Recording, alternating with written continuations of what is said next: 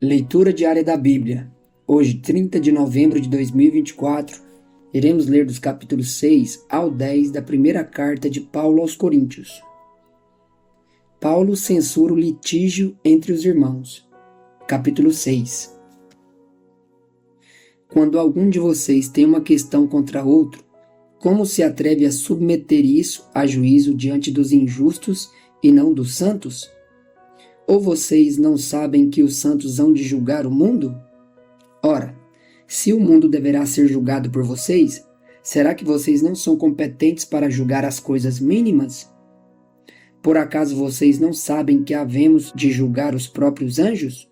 Quanto mais as coisas desta vida. Portanto, quando precisam julgar negócios terrenos, por que vocês constituem como juízes aqueles que não têm nenhuma aceitação na igreja? Digo isso para a vergonha de vocês. Será que não existe nem ao menos um sábio entre vocês que possa julgar entre os seus irmãos? Mas um irmão vai a juízo contra outro irmão, e isso diante de não crentes. O simples fato de moverem ações uns contra os outros já é completa derrota para vocês. Por que não preferem sofrer a injustiça? Por que não preferem ficar com o prejuízo? Mas vocês mesmos cometem injustiça e causam prejuízo, e isto aos próprios irmãos. Ou vocês não sabem que os injustos não herdarão o reino de Deus? Não se enganem, nem imorais, nem idólatras, nem adúlteros, nem afeminados, nem homossexuais, nem ladrões, nem avarentos, nem bêbados, nem maldizentes, nem roubadores herdarão o reino de Deus. Alguns de vocês eram assim, mas vocês foram lavados, foram santificados, foram justificados no nome do Senhor Jesus Cristo e no Espírito do nosso Deus. Fugir da imoralidade. Todas as coisas me são lícitas, mas nem todas convêm. Todas as coisas me são lícitas, mas eu não me deixarei dominar por nenhuma delas. Os alimentos são para o estômago, e o estômago existe para os alimentos. Mas Deus destruirá tanto o estômago quanto os alimentos. Porém, o corpo não é para a imoralidade, mas para o Senhor, e o Senhor para o corpo.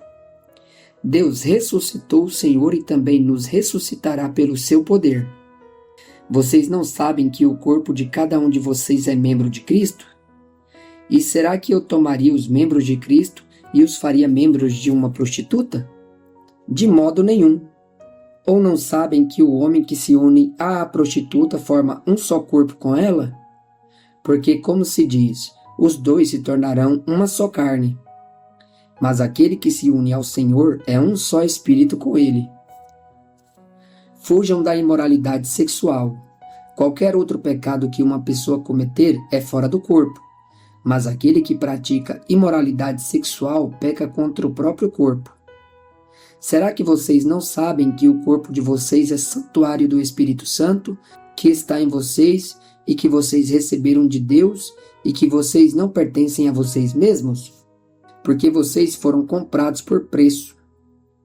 Agora, pois, glorifiquem a Deus no corpo de vocês.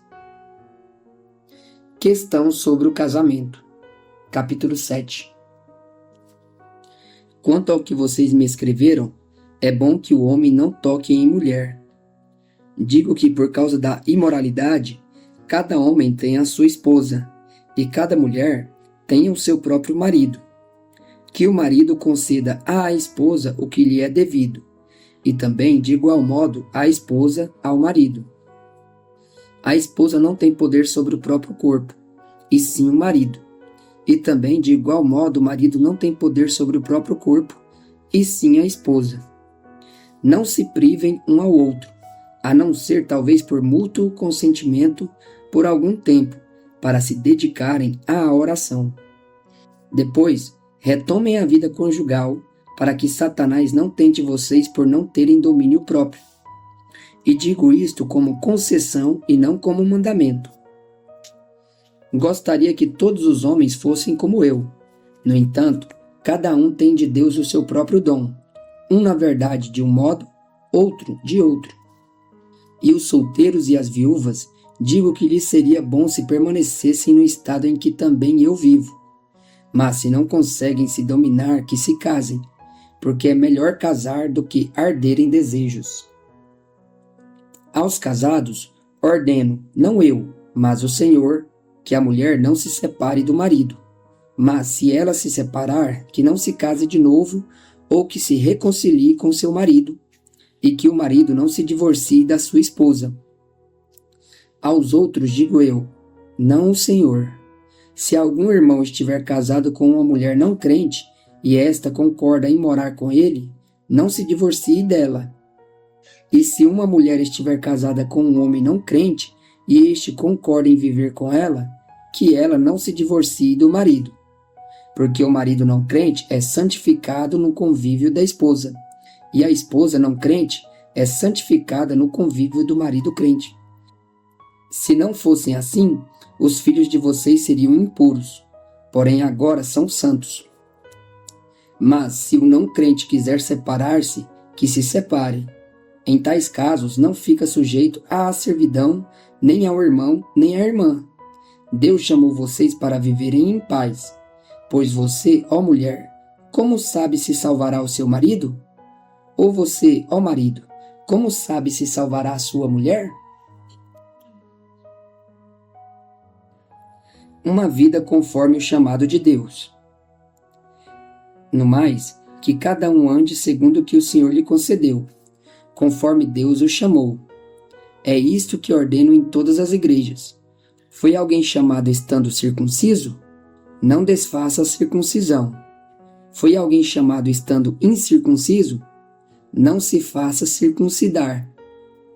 A circuncisão em si não é nada. A incircuncisão também não é. Mas o que vale é guardar os mandamentos de Deus. Cada um permaneça na vocação em que foi chamado. Você foi chamado sendo escravo? Não se preocupe com isso. Mas se você ainda pode tornar-se livre, aproveite a oportunidade. Pois quem foi chamado no Senhor sendo escravo é liberto que pertence ao Senhor. Do mesmo modo, quem foi chamado sendo livre é escravo de Cristo. Vocês foram comprados por preço. Não se tornem escravos de homens. Irmãos, cada um permaneça diante de Deus na condição em que foi chamado. Sobre as pessoas solteiras ou viúvas. Com respeito às virgens, não tenho mandamento do Senhor, mas dou a minha opinião como alguém que recebeu do Senhor a misericórdia de ser fiel. Por causa da angustiosa situação presente, penso ser bom para o homem permanecer assim como está. Você tem esposa? Não procure separar-se. Você está solteiro? Não procure esposa. Mas se você casar, não estará pecando. E também se a virgem se casar, não estará pecando. Ainda assim, tais pessoas sofrerão angústia da carne, e eu gostaria de poupar vocês disso. Mas isto digo, irmãos, o tempo se abrevia. Por isso, de agora em diante, não só os casados sejam como se não fossem casados, mas também os que choram como se não chorassem, os que se alegram como se não se alegrassem, os que compram como se nada possuíssem, e os que se utilizam deste mundo, como se não fizessem uso dele, porque a aparência deste mundo passa. O que eu realmente quero é que vocês fiquem livres de preocupações. Quem não é casado, cuide das coisas do Senhor, de como agradar ao Senhor. Mas o que se casou, cuida das coisas do mundo, de como agradar à esposa, e assim está dividido. Também a mulher, tanto a viúva como a virgem, cuida das coisas do Senhor, para ser santa, assim no corpo como no espírito. Mas a mulher casada se preocupa com as coisas do mundo, de como agradar ao marido. Digo isto para o próprio bem de vocês, não para impor limitações, mas tendo em vista o que é decente para que vocês possam se consagrar ao Senhor sem distração alguma. Mas se alguém julga que trata de modo impróprio a sua virgem, se ela tiver passado a flor da idade e se as circunstâncias o exigem, faça o que quiser, não peca, que casem. Contudo, aquele que está firme em seu coração e não se sente obrigado, mas tem domínio sobre a própria vontade e resolveu em seu coração conservar virgem a jovem, fará bem. Por isso, quem casa com a sua virgem faz bem, quem não casa faz melhor. A mulher está ligada a seu marido enquanto ele viver, mas se o marido morrer, ela fica livre para casar com quem quiser, mas somente no Senhor. Porém, ela será mais feliz se permanecer viúva, segundo a minha opinião, e penso que também eu tenho o Espírito de Deus. Sobre as coisas sacrificadas a ídolos, capítulo 8. No que se refere às coisas sacrificadas a ídolos, sabemos que todos temos conhecimento. O conhecimento leva ao orgulho, mas o amor edifica. Se alguém julga conhecer alguma coisa, ainda não conhece como deveria conhecer. Mas se alguém ama a Deus, esse é conhecido por ele. Quanto a comer alimentos sacrificados a ídolos, sabemos que o ídolo por si mesmo nada é no mundo e que não há senão um só Deus. Porque ainda que existam alguns que são chamados de deuses, quer no céu ou sobre a terra, como há muitos deuses e muitos senhores, para nós, porém, há um só Deus, o Pai, de quem são todas as coisas e para quem existimos, e um só Senhor, Jesus Cristo, por meio de quem todas as coisas existem e por meio de quem também nós existimos. Entretanto, nem todos têm esse conhecimento. Alguns, acostumados até agora com o ídolo, ainda comem desses alimentos como se fossem sacrificados a ídolos. E a consciência deles, por ser fraca, vem a contaminar-se. Não é a comida que nos torna agradáveis a Deus, pois nada perderemos se não comermos, e nada ganharemos se comermos. Mas tenham cuidado para que essa liberdade de vocês não venha, de algum modo, a ser tropeço para os fracos. Porque se alguém enxergar você que tem o conhecimento sentado à mesa no templo de um ídolo, será que a consciência do que é fraco não vai ser induzida a participar de comidas sacrificadas a ídolos? E assim, por causa do conhecimento que você tem, perde-se o irmão fraco pelo qual Cristo morreu. E deste modo, pecando contra os irmãos, ferindo a consciência fraca que eles têm, é contra Cristo que vocês estão pecando. E por isso, se a comida serve de escândalo ao meu irmão, nunca mais comerei carne, para que não venha a escandalizá-lo. A liberdade e os direitos do apóstolo Paulo, capítulo 9. Será que eu não sou um homem livre? Não sou apóstolo? Não vi Jesus, nosso Senhor? Por acaso vocês não são fruto do meu trabalho no Senhor? Se não sou apóstolo para outros, certamente o sou para vocês. Porque vocês são o selo do meu apostolado no Senhor. A minha defesa diante dos que me questionam é esta: será que nós não temos o direito de comer e beber? Será que não temos o direito de levar conosco uma esposa crente, como fazem os demais apóstolos, os irmãos do Senhor e Cefas? Ou será que somente eu e Barnabé temos de trabalhar para viver? Quem é esse que vai à guerra às suas próprias custas? Quem planta uma vinha e não come do seu fruto? Ou quem apacenta um rebanho e não se alimenta do leite do rebanho? Será que eu digo isso apenas como homem? Não é verdade que a lei também o diz, porque na lei de Moisés está escrito: não amarre a boca do boi quando ele pisa o trigo. Por acaso Deus está preocupado com bois? Será que não é certamente por nossa causa que ele está dizendo isso? É claro que é por nossa causa que isso está escrito, pois quem lavra deve fazê-lo com esperança, e o que colhe deve fazê-lo na esperança de receber a parte que lhe é devida. Se nós semeamos entre vocês as coisas espirituais, será muito recolhermos de vocês bens materiais?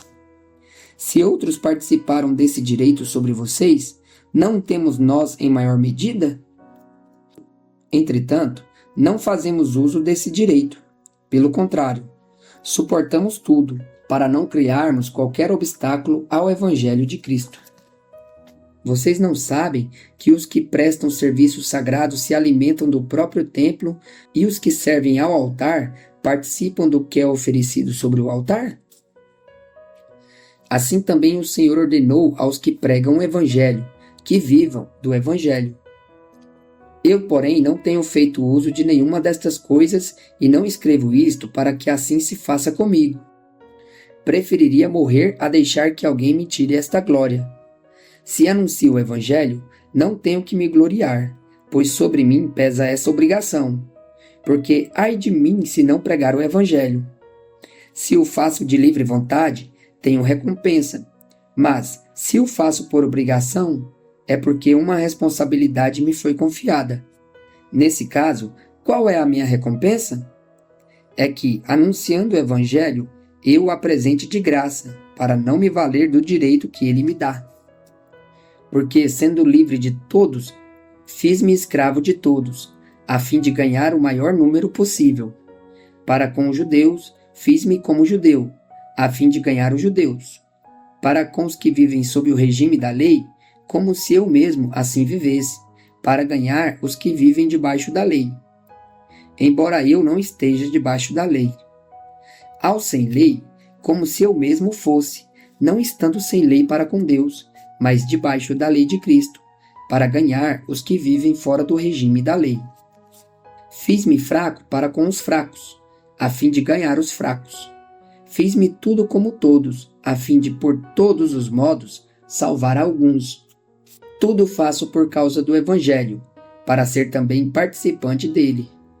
Vocês não sabem que os que correm no estádio, todos na verdade correm, mas um só leva o prêmio?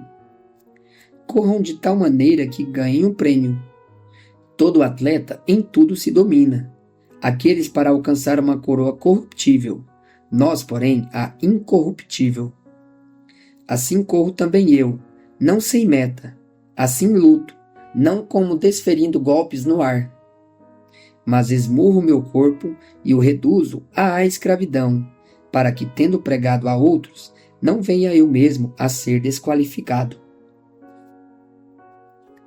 Conselhos contra a idolatria. Capítulo 10. Ora, irmãos, não quero que vocês ignorem que os nossos pais estiveram todos sob a nuvem, e todos passaram pelo mar, e todos em Moisés foram batizados, tanto na nuvem como no mar.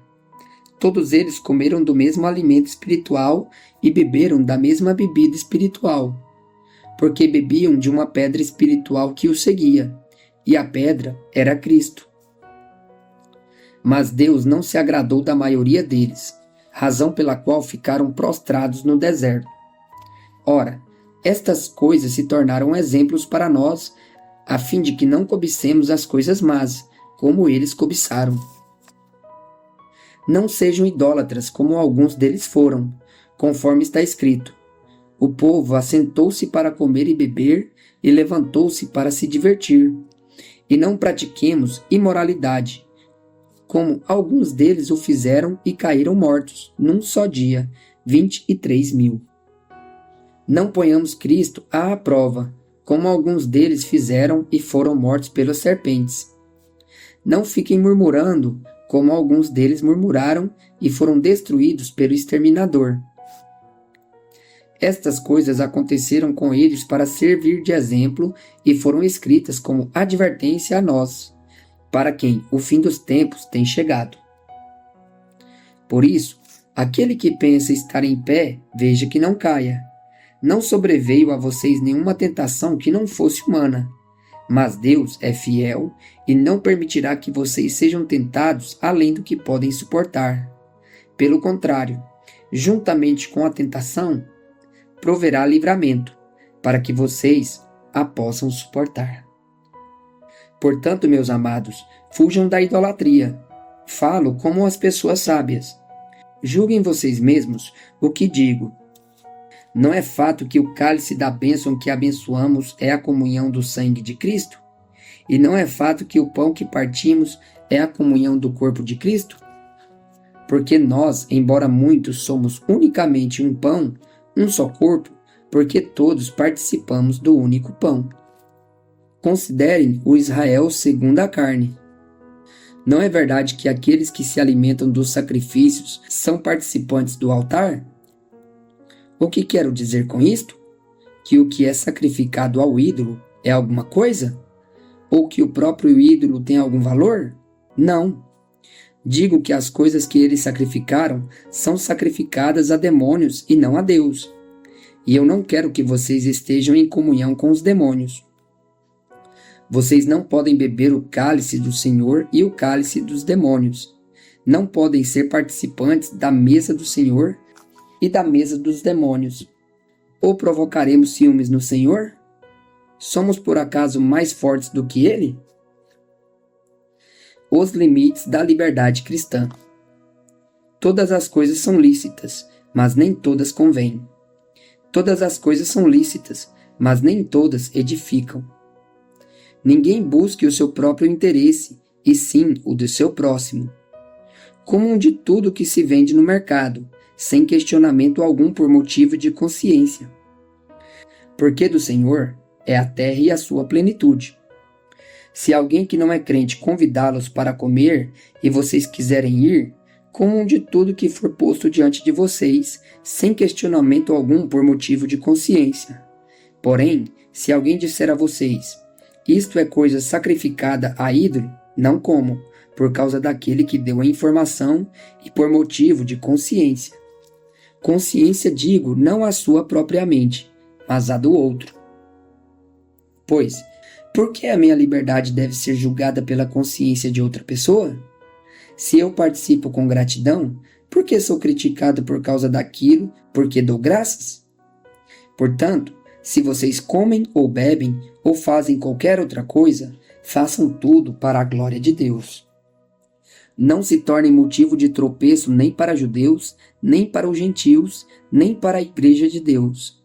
Assim como também eu procuro, em tudo, ser agradável a todos, não buscando meu próprio interesse, mas o de muitos, para que sejam salvos.